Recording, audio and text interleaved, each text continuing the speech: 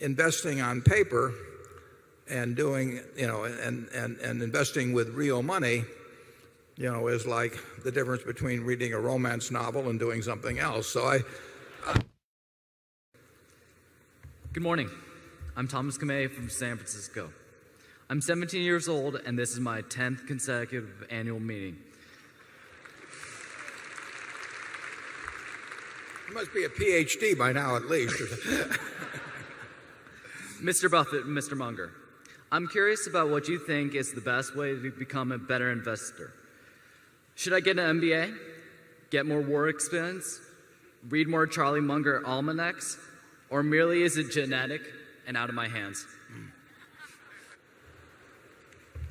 Well, I think you should read everything you can. I can tell you in my own case, I think by the time I was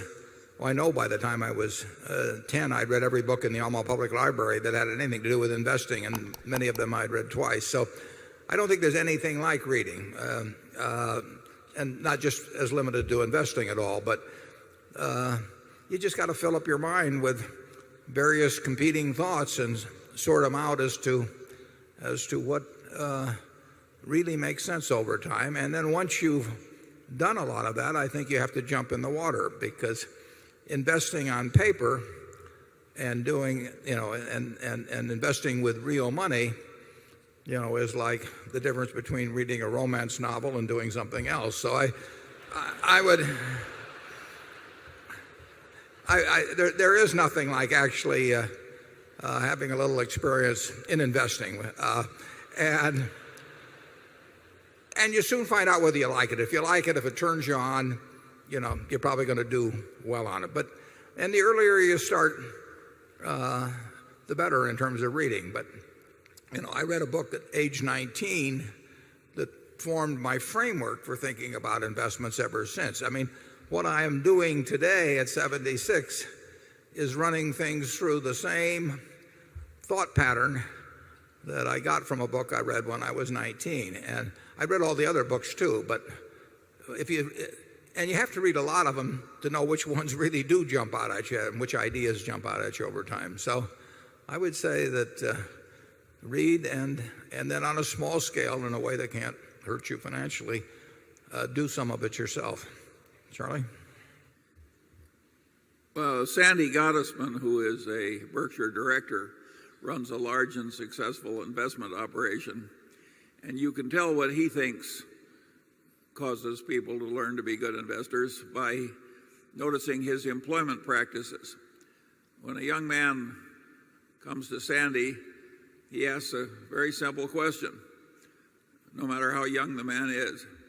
He says, "What do you own and why do you own it?" And if you haven't been interested enough in the subject to have that involvement already, why, he'd rather you go somewhere else. Yeah.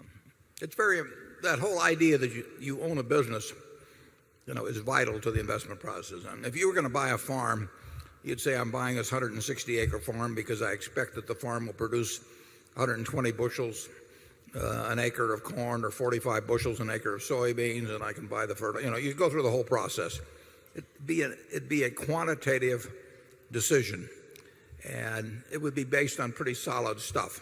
It would not be based on what you saw on television that day. It would not be based on what your neighbor said to you or anything of the sort. It's the same thing with stocks. I used to always recommend to my students that they take a yellow pad like this, and if they're buying 100 shares of General Motors at 30, and General Motors has whatever it has out, 600 million shares or a little less, that they say, I'm going to buy the General Motors company for $18 billion, and here's why. And if they can't write a good essay on that subject, they've got no business buying 100 shares or 10 shares or 1 share at $30 per share, because they are not subjecting it to business tests. And to get in the habit of thinking that way, Sandy would have followed it up with the questions based on how you answered the first two questions that made you defend exactly why you thought that business was cheap at the price at which you were buying it. And any other answer, you'd flunk.